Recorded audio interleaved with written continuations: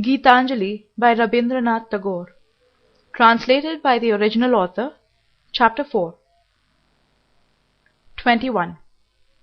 I must launch out my boat. The languid hours pass by on the shore, alas for me. The spring has done its flowering and taken leave, and now, with a burden of faded futile flowers, I wait and linger. The waves have become clamorous, and upon the bank, in the shady lane, the yellow leaves flutter and fall. What emptiness do you gaze upon?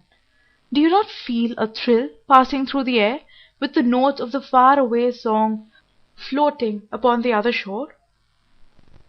22. In the deep shadows of the rainy July, with secret steps, thou walkest, silent as night, eluding all watchers.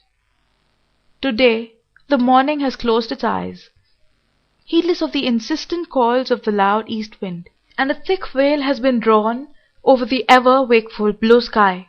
The woodlands have hushed their songs, and doors are all shut at every house. Thou art the solitary wayfarer in this deserted street. O my only friend, my best beloved, the gates are open in my house. Do not pass by like a dream. 23.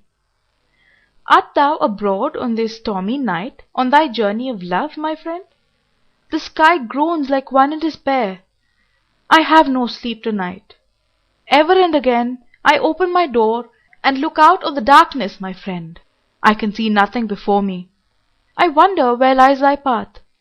By what dim shore of the ink-black river, by what far edge of the frowning forest, through what mazy depth of gloom art thou treading thy course to come to me, my friend?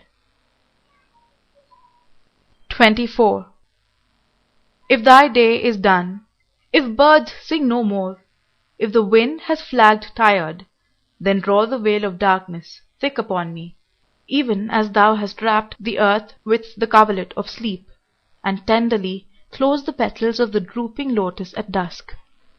From the traveller whose sack of provisions is empty before the voyage is ended, whose garment is torn and dust-laden, whose strength is exhausted, remove shame and poverty, and renew his life like a flower under the cover of thy kindly night. 25.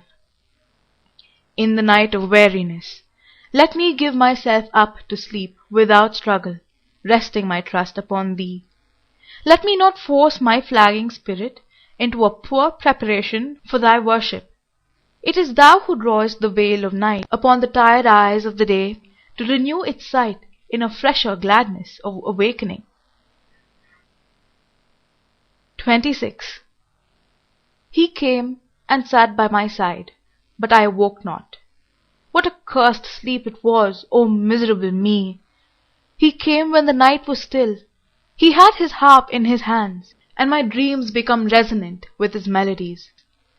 Alas, why are my nights all thus lost? Ah, why do I ever miss his sight, whose breath touches my sleep? 27. Light! Oh, where is the light? Kindle it with the burning fire of desire. There is the lamp, but never a flicker of a flame. Is such thy fate, my heart? Ah, death were better by far for thee. Misery knocks at thy door, and her message is that thy Lord is wakeful, and he calls thee to the love-tryst through the darkness of night. The sky is overcast with clouds, and the rain is ceaseless. I know not what this is that stirs in me. I know not its meaning. A moment's flash of lightning drags down a deeper gloom on my sight, and my heart gropes for the path to where the music of the night calls me. Light! Oh, where is the light? Kindle it with the burning fire of desire. It thunders, and the wind rushes screaming through the void. The night is black as a black stone. Let not the hours pass by in the dark. Kindle the lamp of love with thy life.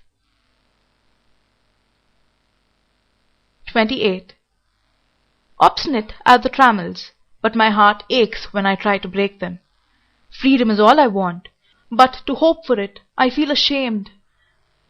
I am certain that priceless wealth is in thee, and that thou art my best friend. But I have not the heart to sweep away the tinsel that fills my room. The shroud that covers me is a shroud of dust and death. I hate it, yet hug it in love. My debts are large, my failures great, my shame secret and heavy. Yet when I come to ask for my good, I quake in fear lest my prayer be granted. 29. He whom I enclose with my name is weeping in this dungeon. I am ever busy building this wall all around, and as this wall goes up into the sky day by day, I lose sight of my true being in its dark shadow. I take pride in this great wall, and I plaster it with dust and sand, lest a least hole should be left in this name. And for all the care I take, I lose sight of my true being. 30. I came out alone on my way to my tryst. But who is this that follows me in the silent dark? I move aside to avoid his presence, but I escape him not. He makes the dust rise from the earth with his swagger.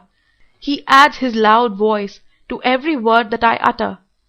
He is my own little self, my lord. He knows no shame, but I am ashamed to come to thy door in his company. End of chapter 4.